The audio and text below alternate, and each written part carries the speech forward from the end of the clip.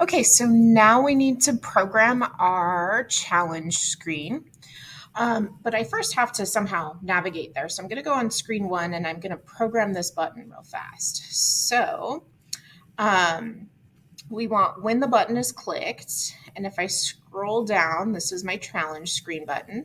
So I have challenge screen button clicked. And then it's under control. And if we scroll, it should say open another screen, screen name. And we can just select our other screen from that drop down. So that's the code for navigating to another screen. I will go ahead and zoom in on it really fast. So now I can start programming my challenge screen.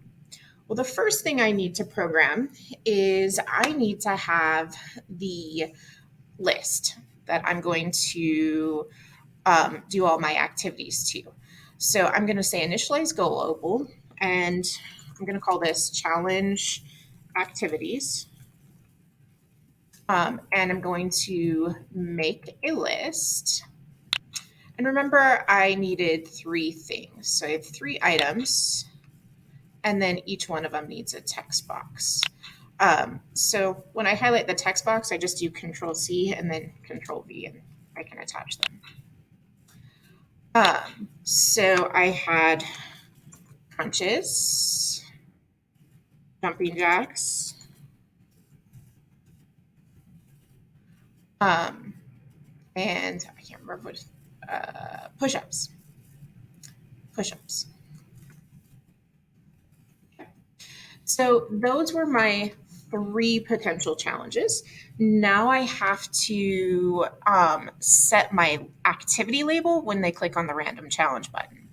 So I'm going to say when random challenge button clicked, I'm going to set the activity label text,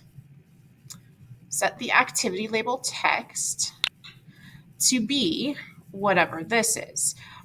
So I'm going to say I need to go back to lists, and this is pick a random item from this list. And a trick is you can hover over and say get a random item from the challenge activities. All right. So now we have the next step where I decide what is going to be displayed. So in order to decide what's going to be displayed, I need to add some if statements. So I go to control, and then I'm going to do if, else, if, and else. Actually, I think I might change that last else to an else if. I've had students do it differently, and that's totally fine. I had one student do it where it opened different screens each time. So I'm going to say if my activity label text, and here's a trick. I can grab any light green and say, oops, I need to do a comparison. I need to say if it's equal to. If my activity label text is equal to one of these, so I'm going to say just copy crunches. It's best if you copy and paste so that way you don't have typos. Then I want to set my activity image picture to crunches, right? Now I can just duplicate and then change as needed. So I can get rid of one of my else ifs. I didn't realize I had an extra. Okay. So instead of crunches, again, I would have jumping jacks,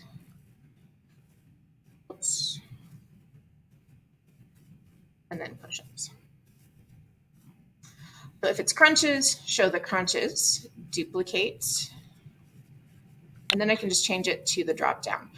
It's important that when you rename things, you name your files so that they're easy to find.